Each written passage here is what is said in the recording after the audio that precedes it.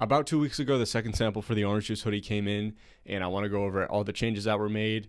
Unfortunately, I still have to do one more sample. Hopefully that will be the last sample, but it's getting close. So the first major change that was made was the fabric. I'm sure you can tell that they're a little bit of a different tone. This is the first sample. I'm wearing the second. It's a little bit more green, and you could probably tell just by looking at them, the structure is much different. Like this looks a lot poofier, I guess would be the right word, and this looks very heavy and weighted down. And that's because this is 100% cotton, about 420 GSM, and this is only 380 GSM, and it's a cotton poly blend. I'm not sure the exact blend on it, to be honest, because I got a swatch book of it, which I'll show you. This is what you get when you're trying to pick out new fabrics, and this is the one I picked.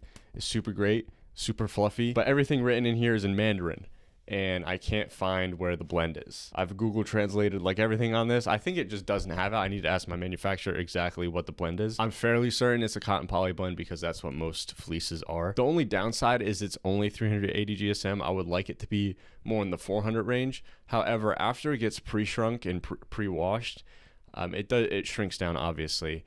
And then that increases the GSM to more around like 400. So it does kind of just meet the criteria of the minimum weight I want. And then in terms of the fit, I kept everything exactly the same apart from one thing, which you might be able to see right now. But the change in fabric like aided in the structure a lot more. Like you could see how the hood is sitting, like it's not like falling back. It's propped up almost, which that's the way I wanted it. Also, the seams all around it are a lot fluffier because the fabric is just a lot thicker. And it's amazing what a fabric change can do on the same pattern. The only thing I did change was the cuffs though. I cut them in half because with this pattern, every time I wear it, it's the same pattern as the Chadman hoodie for the most part. And I just always fold up the cuffs. And I think a lot of people like fold the cuffs in half or like fully cuff the cuffs. So I just cut them in half. And now I don't do that anymore because it sits a lot better on my arm. So that was the only measurement change I made, and I like it. So, and then finally, the reason why I need to do another sample, and this wasn't even my fault. This was my manufacturer's fault. This could have been the final sample if it was done right.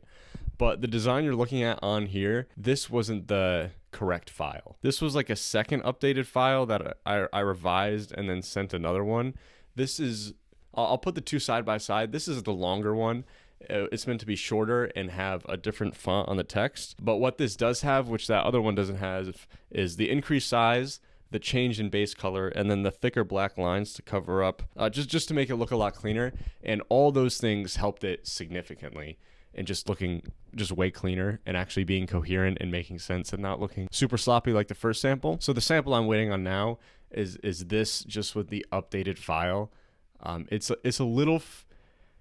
like I just want a green light production, but it's like there could be something wrong. So I don't want to, you don't want to produce something where there's like an error and then you're kind of caught and you have to sell it. So the other issue that, I don't know if it's so much of an issue, but the MOQs for custom like tags and custom bags is quite a bit. I need to, with the manufacturer I'm working with, I think I need to buy 2,000 neck tags and then I need to buy 1,000 bags. That sounds like a lot of money, but it's really not. Like say I'm paying, what would be a good price? Say 20 cents per tag and I need to make 2,000 of them. It's $400. I'm probably not paying 20. It's probably more in the like single digit cent to maybe like 10, 12 cents. And then the bags, I don't know. I have to make 1,000, say I have to pay. What I'm trying to say is there might have to be like a $600 to $1,000 drop on just like bags and tags when I'm really only using like 10% of them for the production. But that's okay because the bags I could use for anything I use down the line. And then the tags, I guess I could repurpose. The problem is I really like to, and if you followed, you know this, I really like to make the tags specific to the product. For example, for the Chadman hoodie, I made a tag that like was a part of the design. I don't think I'm producing that hoodie again anytime soon. And look at this. I'm sitting on 900 neck tags that I'm just not using right now. I could use them in the future, but just so many. That's the scary part when you're making a new product and you're not sure if it's going to sell well. However, I am way more confident in this hoodie than the other hoodie because it's a little bit more proven. Anyway, that's the update. I know it probably wasn't super long and it was just me ranting, but I just wanted to get it out so you kind of know where I'm at with it and that I'm still working on it, that I haven't quit. Because these processes take a long time, which is when you're working with a limited budget, they take a long time, which I've said that a million times, but that's where I'm at with it.